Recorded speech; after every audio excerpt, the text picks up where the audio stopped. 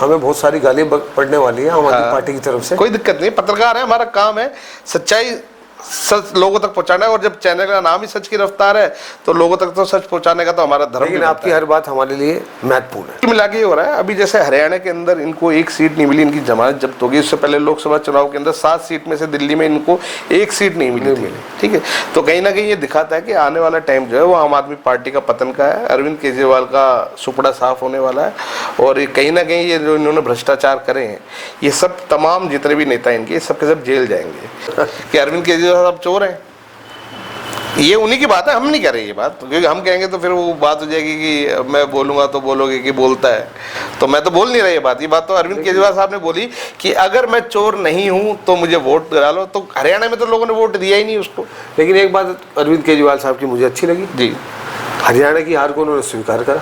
नहीं, अब उसके अलावा उनके पास ऑप्शन क्या है, विकल्प क्या है उनके पास? नहीं, स्वीकार करा, अच्छी बात ही कहा कि हमसे स्वीकार करते हैं। हाँ। और इसकी क्या कमी रही वो हम अब बाकी रही बात दिल्ली में आने वाले चुनाव की, तो दिल्ली की जनता भी उनको बता देगी कि वो कितने समझदार होंगे, या आज भी कितने लोगों को फ्री का लॉलीपॉप चाहिए, कितने लोग उनकी फ्री के रेवड़ियों के चक्कर में आ गए हैं। हरियाणा के लोग तो फ्री के रेवड़ी में। आपसे बात करता हूँ, चलिए अगर केजरीवाल सरकार नहीं बना पाता तो आपको क्या लगता है किसकी सरकार दिल्ली में ज़्यादा बेहतर होगी?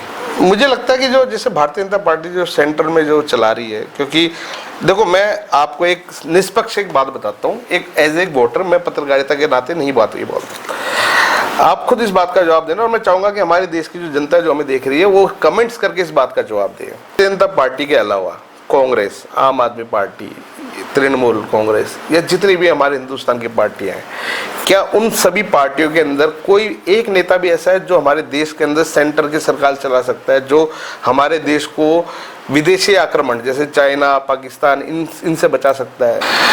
दोस्तों नमस्कार, मैं हूं धर्मवीर जारवाल और मेरे साथ मौजूद है राजन राही जी हमारे। और नमस्कार दोस्तों, मैं हूं राजन राही, सच की रफ्तार। आज हमारा जो विषय है, और खासतौर से ये हमारे चैनल का जो पहला पॉडकास्ट है, इसको करने का जो मेन उद्देश्य है वो ये है, जो हमारे देश की राजनीति है, वो राजनीति आज एक ऐसी जगह, एक ऐसे मुकाम पे खड़ी हुई है जहां जिसको लेकर देश की जनता को सोचने की बहुत ज़्यादा जरूरत है। आम आदमी पार्टी की हम लोग बात करते हैं, और आम आदमी की पार्टी हम लोग इसलिए भी बात कर रहे हैं उसकी, क्योंकि हम लोग दिल्ली से हैं, हमारा ऑफिस भी दिल्ली से ही है, हम लोग दिल्ली के वोटर भी हैं। केजरीवाल जी भी दिल्ली से ही मुख्यमंत्री थे, अभी तो फिलहाल आतिश ही हैं। और जिस तरीके की राजनीति अरविंद केजरीवाल करते हैं वो वाकई में कहीं ना कहीं मुझे लगता है कि कहीं ना कहीं वो राजनीति ऐसी जो एक बदले की, या आप ये कह सकते हो कि दूसरे लोगों को नीचा दिखाने की राजनीति करते हैं। नहीं, आप ऐसा क्यों कह सकते हो? उन्होंने तो राजन, उनका तो ऐसा कहना है कि मैंने अपने पद से इस्तीफा तक दे दिया, मुझे पद का लालच नहीं। मैं उसी पे आ रहा हूँ। अभी देखो कुछ तरह के कुछ लोग ऐसे होते हैं राजन, आपने देखा होगा, जो हमेशा अपने आप को गरीब, निसहाय, मतलब बिल्कुल होता ना एक आदमी की भाई बिल्कुल वो कहीं किसी की गिनती में ही नहीं है, बिल्कुल कमज़ोर आदमी है, ठीक है। और वो दिखा के लोगों से एक सिंपैथी, हमदर्दी, कि लोगों की हमदर्दी मिले मुझे। और ये जो हमदर्दी होती है ना कहीं एक आपके जो एक राजनीतिक मंशा है या आपके जो उद्देश्य हैं उनको पूरा करने में उनको सफलता मिलती है। अरविंद केजरीवाल की अगर बात करें, खासतौर से आम आदमी पार्टी की अगर बात करें, अरविंद केजरीवाल जब से राजनीति में आया, आपने ये बात नोटिस की होगी, वो शुरू से पहले दिन से बीजेपी, भारतीय जनता पार्टी, प्रधानमंत्री नरेंद्र मोदी, इनके ऊपर रोज कोई ना कोई एक नया इल्ज़ाम, एक नया एलिगेशन लगाते हैं। उसका कारण क्या है कि कहीं ना कहीं इनकी मंशा थी देश का प्रधानमंत्री बनने की। मुख्यमंत्री बन गए, 2 राज्यों में इनकी सरकार चल रही, वो एक अलग बात है।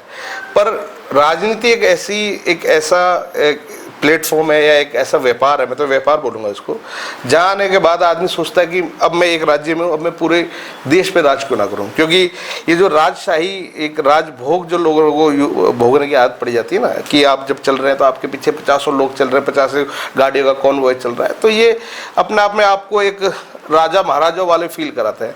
और ये हर आदमी चाहता है आज के टाइम में, जितने लोग राजनीति में आते हैं। क्या आपको ऐसा लगता है राजन कि हमारे देश के अंदर जितने लोग राजनीति करते हैं वो सच में लोगों के भले के लिए आते हैं, या सच में देश की सेवा करने के लिए आते हैं? ऐसा मुझे लगता है कि कई वर्षों पहले, हम बात करें लाल बहादुर शास्त्री जी, हम बात करें राजेंद्र पटेल जी की, तो वो बताया जाता है कि उन्होंने अपना एक धोती में कई दिन, बिल्कुल, और कोई मूलभूत सुविधा या तो बड़े साधारण तरीके से अपना जीवन उन्होंने बताया। लेकिन आज मैं बात करता हूँ निगम पार्षद के चुनाव की। एक निगम पार्षद का जब चुनाव होता है तो एक ठीक ठाक रकम पार्टी में भी देनी पड़ती है। बिल्कुल, मतलब सीधी तौर पे कहेंगे टिकट खरीदनी पड़ती है। उसके बाद आपको चुनाव में भी, हाँ ठीक है, उसके बाद कोई उम्मीद नहीं है कि आप जीते या ना जीते। बिल्कुल, एक लहर होती है, लहर, ठीक है। फिर वो कहते हैं कि यार जब हमने इतना पैसा चुनाव में खर्च करा तो सबसे पहले तो हमें ये कवर करना है। बिल्कुल। उसके बाद मैं एक बात समझ में नहीं आती, जो आदमी उदाहरण के तौर पे मान लीजिए 1 करोड़ रुपए खर्च करके चुनाव जीतता है, तो सीधी सी बात है पहले वो 1 करोड़ का टर्नओवर पूरा करे, अपनी लागत निकालेगा, सीधी सी बात। फिर उसके बाद ये देखना है कि अब मुझे कितना कमाना है। अच्छा, जिन लोगों को नहीं पता, खास तौर से जो हमारे देश के आम नागरिक है, जिनको हमारे देश निगम पार्षद की बात करूं मैं, विधायक के चुनाव की उसमें तो बहुत अलग है, सांसद की अभी जैसे आपको पता होगा पीछे अभी जैसे हरियाणा में भी चुनाव हुए हैं, तो ये खबर बड़ी आम रही है कि 5-5 करोड़ रुपए देके लोगों ने टिकट लिए। ऐसी अफवाह थी कि दुर्गेश पाठक जी को 3-3, 2-2, 4-4 करोड़ रुपए निगम पार्षद के चुनाव के लिए, निगम पार्षद के लिए ऐसे पता है कि पार्टी फंड पहुंचाया गया। इस बात में पुष्टि मैं नहीं करता, लेकिन एक ऐसी अफवाह थी, चलिए, और बकायदा मीडिया में भी कई जगह इसका खबर फैली थी, ऑडियो रिकॉर्डिंग भी फैली थी। बिल्कुल। तो दोस्तों, अब जैसे खासतौर राजन, मैं केजरीवाल जी की बात कर रहा हूँ। केजरीवाल जी अभी जेल गए भ्रष्टाचार के आरोप में, शराब घोटाले को लेके, तो उसके बाद वो जेल से भी बाहर आए, आते ही उन्होंने इस्तीफा दिया। इसको लेकर भी हमने खबर चलाई थी। कितनी सच्चाई है, कहा जाता है कि इस्तीफा उन्होंने नहीं दिया, सुप्रीम कोर्ट का ऑर्डर था कि अब जब तक इस कोर्ट की निष्पक्ष जांच नहीं हो जाती, जब तक आप मुख्यमंत्री के पद पर नहीं रह सकते, ना ही कोई कार्य कर सकते। मैं उसमें थोड़ा संशोधन कर देता हूँ। संशोधन उसमें यह है कि जब अरविंद केजरीवाल को माननीय न्यायालय ने जब उनको जमानत दी, तो उस पर उन्होंने कई सारी कंडीशंस लगा दी उनके ऊपर, कुछ नियम शर्तें लागू कर दी। वो ये थे कि वो किसी फाइल पे सिग्नेचर नहीं कर सकते, वो अपने कार्यालय नहीं जा सकते थे, वो अपने जो इस केस से रिलेटेड, शराब घोटाले से रिलेटेड लोग थे, उनसे नहीं मिल सकते थे। तो उनको लगा कि मैं मुख्यमंत्री होके भी मुख्यमंत्री नहीं हूँ, तो उससे बढ़िया तो ये है कि मैं रिजाइन कर देता हूँ। पर इसमें एक गेम थी, इसमें उनका गेम प्लान क्या था, मैं जिन दर्शकों को नहीं पता मैं उनको भी समझा देता हूँ इस चीज़ को लेके। बहुत सिंपल सी गेम थी उनकी, क्योंकि जब अरविंद केजरीवाल को जमानत मिली तो उसके बाद हरियाणा में इलेक्शन थे, उसके बाद अब दिल्ली में भी इलेक्शन आने वाले हैं 2025 के। तो केजरीवाल ने आके क्या बोला था, उसने बोला था कि मैं ईमानदार आदमी हूँ और मैं इस्तीफा दे रहा हूँ। अगर मैं ईमानदार नहीं हूँ, अगर मैं भ्रष्टाचारी हूँ, तो आप मुझे वोट मत देना। अगर मैं ईमानदार हूँ तो आप मुझे वोट देके जिताना, उसके बाद ही मैं इस मुख्यमंत्री कुर्सी पे बैठूंगा। मतलब उन्होंने एक इस्तीफे से 2 गेम खेली। क्या गेम खेली? एक तो हरियाणा में उनको सिंपैथी मिल गई कि भैया अरविंद केजरीवाल तो ईमानदार आदमी है, पर उसके बावजूद भी तो आपको पता है एक जमानतें जब्त हो गई उनके कैंडिडेटों की जमानत जब्त। वो सरकार बनाने का दावा कर रहे थे। नहीं, सरकार वैसे तो सबको पता है, अरविंद केजरीवाल जी खुलेआम दावा करते थे कि भैया हरियाणा में कोई भी पार्टी जीते पर सरकार उनके बिना नहीं बनेगी। और आज तो यह हाल है कि मतलब सरकार में शामिल होना तो बहुत बड़ी बात है। उनके जो उम्मीदवार थे उनकी जमानतें जब। लेकिन धर्मवीर जी, एक बात मैं आपसे बताना चाहता हूँ, जो अनुभव मुझे है जी, और जो मैं घूम रहा हूँ लोगों के पास, जा रहा हूँ विधानसभाओं में, वार्डों में, कहीं ना कहीं अभी भी अरविंद केजरीवाल की जड़ें मजबूत हैं।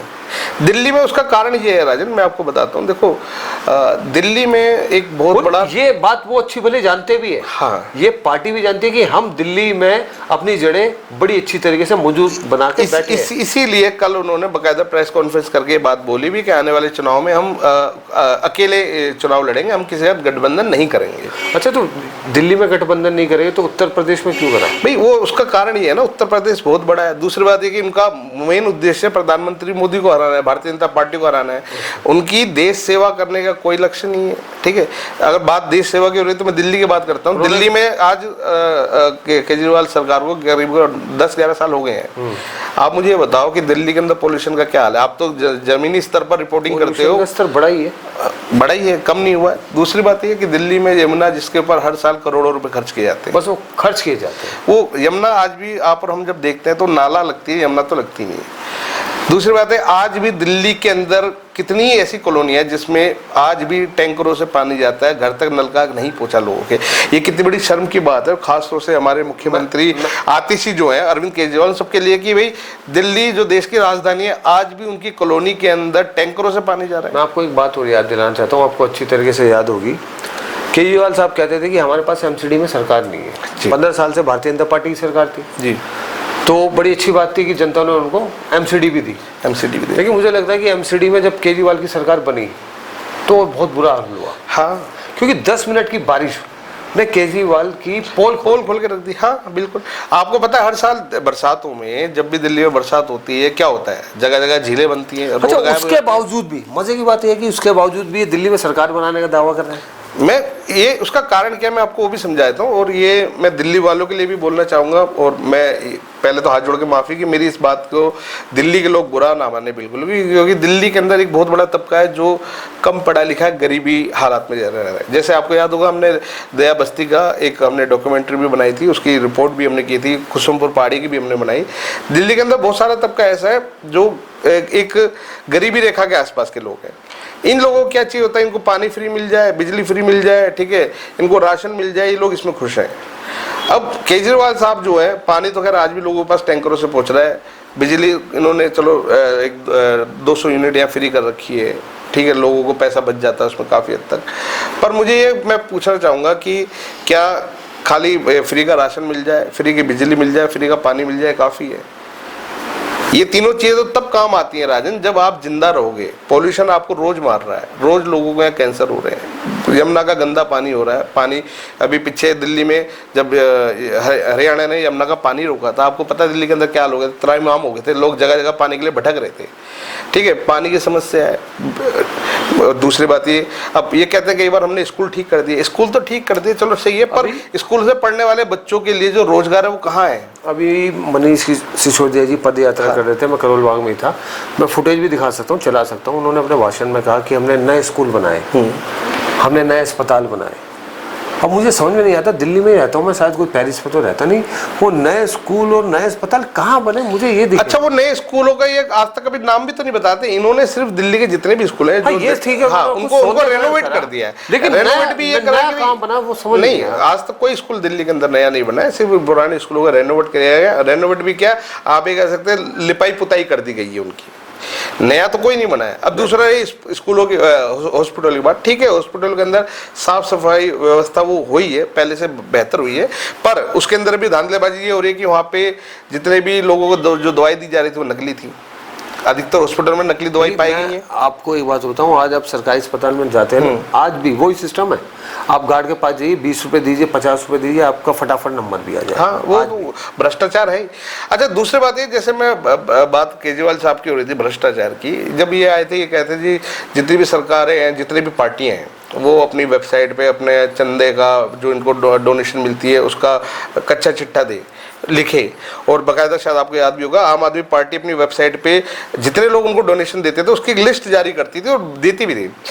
वो लिस्ट इनकी वेबसाइट से पिछले 4-5 सालों से गायब है, क्यों नहीं डाल रहे हैं लोग? अच्छा, जो इनका पैटर्न था, लोगों ने जो आंख बंद करके विश्वास किया, उसकी 2-4 मुख्य वजह जो मुझे लगती है, इन्होंने कहा था लोकपाल बिल लाएंगे, संपूर्ण राज्य का दर्जा नहीं मिला आज तक, काला धन वापस लाएंगे, कांग्रेस के बीजेपी के काले चिट्टे खोलेंगे, लेकिन एक ही आज उसी कांग्रेस के साथ इन्होंने गठबंधन कर रहा, चुनाव लड़े मिलकर, बिल्कुल। तो वो सारे जो दावे वो सिर्फ सत्ता में आने। अच्छा, वीआईपी सुरक्षा नहीं लेंगे, अभी भी वो जिस बंगले में रह रहे उसमें कोई भी कमी नहीं है किसी भी तरीके से, आलीशान बंगला है वो बंगला नहीं, वो महल है अभी भी। अच्छा, बंगले की बात हो रही तो मैं आपको ये भी बता देता हूँ, कल से एक बड़ी गर्मा गर्म खबर सामने आई है कि अरविंद केजरीवाल साहब का जो बंगला था वो आतिशी को दिया गया, जो आतिशी से एलजी साहब ने खाली करा लिया, और इनके तमाम नेता ये कह रहे हैं कि ये बीजेपी सरकार का वो है, मतलब बीजेपी सरकार इनको दबाने की कोशिश कर रही है, इनके साथ अत्याचार कर रही है। आतिशी जो दिल्ली के मुख्यमंत्री है उसका बंगला छीन लिया गया, और देश में पहली बार ऐसा हुआ कि जो सिटिंग मुख्यमंत्री उसका बंगला छीन लिया गया। ये लगा रहे हैं एलिगेशन ये भारतीय जनता पार्टी पे। तो जो देश के हमारे आम आदमी नागरिक हैं जो शायद आज इस बात को सच भी मान रहे हैं, उनकी मैं आंखों से पट्टी भी उतार दूं, क्योंकि हमारे देश का गरीब आदमी अक्सर अपनी आंखों पे पट्टी बांध के रखता है, उनकी पट्टी उतार दूं।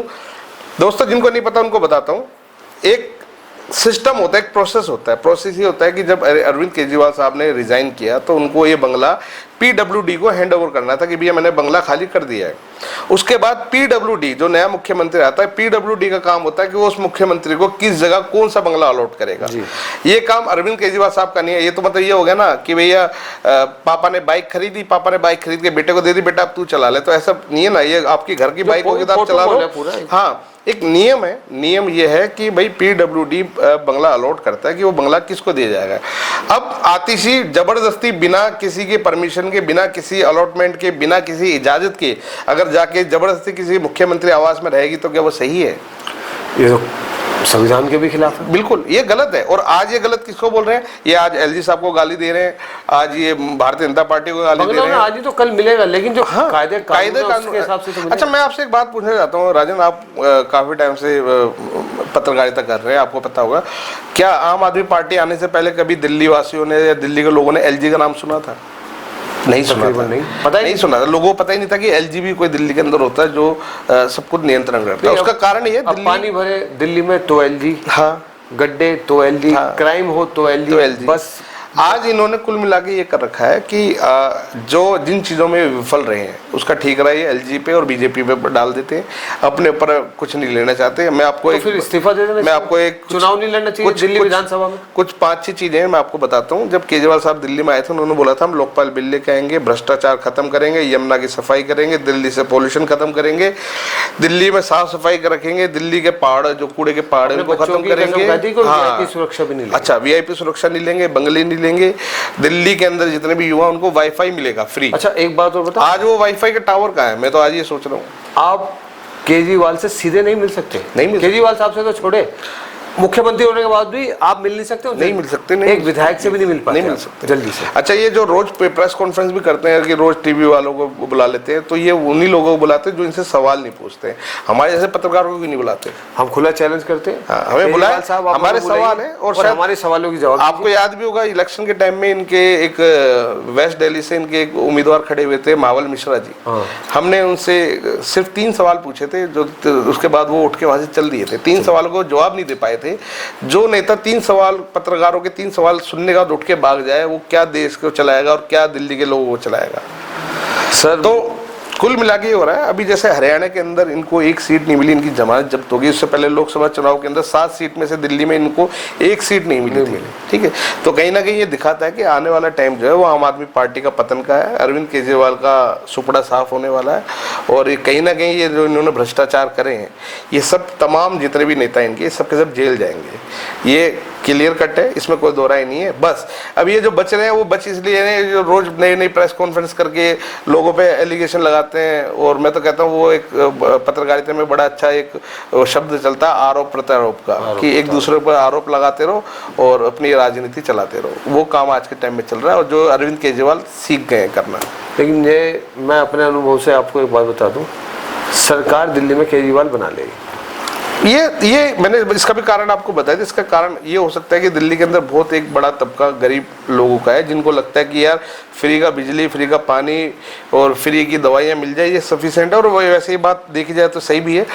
मैं जिन लोगों को नहीं पता उनको ये भी बताता हूँ कि दिल्ली के अलावा खाली ऐसा नहीं कि दिल्ली में ही अरविंद केजरीवाल फ्री की लाइट देता है। राजस्थान में भारतीय जनता पार्टी फ्री की लाइट दे रही है, उत्तर प्रदेश में फ्री की लाइट देती है किसानों को, और उसके अलावा बहुत सारे राज्य हैं जिनमें लोगों को फ्री या कुछ लिमिट है जो कुछ कुछ सब्सिडी दी जाती है। गैस पे सब्सिडी जाती है, गवर्नमेंट देती है, ऐसी बात नहीं है। और मैं तो ये कहता हूँ जैसे फ्री की बात है तो दिल्ली में डीटीसी की बसें में महिलाओं की टिकट फ्री है, पता होगा आपको। आज उसी डीटीसी को उसके कर्मचारियों को पिछले 3-4 महीने से तनख्वाह नहीं मिली है। अगर डीटीसी प्रॉफिट में है, दिल्ली सरकार के पास अच्छा पैसा है, तो उनको तनख्वाह क्यों नहीं मिली यार? ये बड़ा गंभीर सवाल है और ये विषय है, इस पे सरकारों को सोचना चाहिए। केजरीवाल साहब जो बात करते हैं कि भाई, मेरा तो सर एक ही सवाल है, केजरीवाल सरकार से 10 साल राज किया है, फिर 10 साल में उन्होंने क्या किया ये बता दे, बस यही बता दे, बस सिर्फ। और 5 साल अब क्या करेंगे और बता दे। हाँ, इस पिछले 10 साल में अंदर मैं जहाँ तक मैं समझता हूँ कि अरविंद केजरीवाल ने एक सड़क या एक पुल नया बनाया है? कभी गहलोत परिवहन मंत्री कभी बस स्टैंड पे खड़े होकर देखे वो क्या हालत है, कभी बस में बैठ के उन्होंने, अच्छा बस से देखो कितनी बढ़िया बात बताई, एक लड़की गई, हाँ आपने कवर करा वो, उसका कारण ऐसे बहुत सारे किस्से हैं, एक नहीं है। जान जो है जाती है बस के नीचे। नहीं, गहलोत साहब से भी मैं एक बात पूछना चाहूंगा इस वीडियो के माध्यम से, हमारे पॉडकास्ट के माध्यम से, कि गहलोत साहब ने अभी पिछले साल एक बस लेन नियम बनाया था कि एक बसों के लिए अलग से लाइन बना दी जाएगी, उस पर बस चलेगी या इमरजेंसी वाली गाड़ियाँ जैसे एम्बुलेंस और पीसीआर वगैरह वो सब जाया करेगी। आज वो बस लाइन कहाँ है इनसे मैं पूछूंगा। उस बस लाइन में आपको पता है जब इन्होंने खोला था पिछले साल 2023 के अंदर, तो लगभग 3 महीने बाद लगभग 22,000 इन्होंने चालान काटे थे लोगों के। अच्छा, जब महिलाएं खड़ी होती है ना बस स्टैंड पे, ऐसा महिलाओं का क्या ना, मेरे पास वो भी फुटेज है, ये बस ही नहीं रोकते हैं, नहीं रोकते हैं बस, सवारी खड़ी रहती है, नहीं रोकते। तो आज ये कहाँ है इनकी बस लाइन? मेरे ये बता दे 10 साल में क्या किया और 5 साल में क्या करेगा? हाँ, जो वादे करे वो वादे तो पूरे कर दो। आप देखिए ना रघुवीर नगर, जहांगीरपुरी, यहाँ जाके देखिए क्राइम, देखिए एक दिन ऐसा नहीं होता जिस दिन वहाँ मर्डर ना होता। हाँ, अच्छा, जब से अभी चार लड़के देखे थे आपने सुल्तानपुर? बिल्कुल, खुलेआम चाकू लेके घूम रहे हैं। हाँ। और ऐसे बहुत सारे किस्से हैं, बहुत सारे। अच्छा, मैं ये कहता हूँ कि दिल्ली में जब से 9-10 साल में जब से आम आदमी पार्टी है, आपने देखा होगा कि क्राइम का स्तर लगातार बढ़ा है। और उसके अलावा हमारे जितने भी, सबसे बड़ी बात तो ये है कि जो केजरीवाल साहब ने जितने वादे किए थे, हम तो ये बोलेंगे कि जितने वादे आपने किए थे उन वादों में से कितने पूरे हुए? अभी आप देख रहे होंगे एक दौर चल रहा है, आपका विधायक आपके द्वार जी, सड़क पे नारियल फोड़ रहे हैं, हाँ। बहुत सारे उद्घाटन कर रहे हैं जिम, लेकिन अब क्यों, जब 4 महीने चुनाव के रह गए तब आप जीते थे, उसके बाद आपने जीतने के बाद कितने उद्घाटन करे? चुनाव आने से पहले क्यों उद्घाटन करते हो? मैं जितने भी जनता हमें देख रही है, मैं उनको एक बात बताता हूँ कि मनीष सिसोदिया जेल से बाहर आने के बाद एक पद यात्रा कर रहे हैं, हर एक दिल्ली के क्षेत्र में जाके, हर एक कॉलोनी में जाके कर रहे हैं। उसमें भी देखो इनका कितना बड़ा दोगलापन है। दोगलापन क्या है कि ये जिन भी कॉलोनी में जा रहे हैं वो पोश एरिया के अंदर जा रहे हैं, जहाँ अच्छे पढ़े लिखे लोग रहते हैं। ये दया बस्ती जैसी कॉलोनियों में, कुसुमपुर पहाड़ियों में, वहाँ क्यों नहीं जा रही है इनकी पदयात्रा? वहाँ क्यों नहीं जाती? क्यों? क्योंकि वहाँ पैदल चलने की जगह ही नहीं है। और वहाँ जाएंगे तो वहाँ लोग इनको पकड़ के मारेंगे, क्योंकि इनको पता है कि भैया ये वही आदमी है जिसने हमें से वादे किए थे, एक वादा पूरा नहीं किया, आज ये हमारे क्षेत्र में कैसा आ गया। आपको याद होगा हमने दया बस्ती में एक वीडियो बनाया था जिसके अंदर लोगों के घरों के बीच में कूड़े के ढेर लगे पड़े थे और लोग कैसी गंदगी की जिंदगी में जी। और मैं कहता हूँ इससे बुरा हालत है और जगह, आप पीतमपुरा, रोहिणी, या यहाँ मैं कह रहा हूँ आप अंदर भी नहीं जा सकते, वो लोग वहाँ रह रहे हैं। अब अच्छा, इनका पता क्या, कई बार ये लोग क्या कहते हैं कि अरे इनलीगल है जी। इनलीगल जब ये वहाँ बसापत हो रही थी, जब एक्शन क्यों नहीं हुआ फिर? और मैं कहता हूँ अच्छा चलो आप कहते हैं इनलीगल है तो आप हटा दो, वहाँ का आपका वोट बैंक खत्म नहीं, पर आपको पता है उनसे वोट बैंक मिलता है, इतना बड़ा वोट बैंक है। दूसरी बात ये, अरविंद केजरीवाल साहब जब बाहर आए तो उन्होंने कहा था कि मैं अगर ईमानदार हूँ तो मुझे वोट करना, नहीं तो मैं चोर हूँ। अगर मैं चोर नहीं हूँ तो मुझे वोट मत करना, और मैं ईमानदार हूँ तो मुझे वोट करना। तो हरियाणा के लोगों ने तो वोट करा नहीं, इसका क्या मतलब है कि अरविंद केजरीवाल साहब चोर हैं? ये उन्हीं की बात है, हम नहीं कह रहे ये बात, क्योंकि हम कहेंगे तो फिर वो बात हो जाएगी कि मैं बोलूंगा तो बोलोगे कि बोलता है, तो मैं तो बोल नहीं रहा ये बात। ये बात तो अरविंद केजरीवाल साहब ने बोली कि अगर मैं चोर नहीं हूं तो मुझे वोट करा लो। तो हरियाणा में तो लोगों ने वोट दिया ही नहीं उसको। लेकिन एक बात अरविंद केजरीवाल साहब की मुझे अच्छी लगी जी, हरियाणा की हार को उन्होंने स्वीकार करा।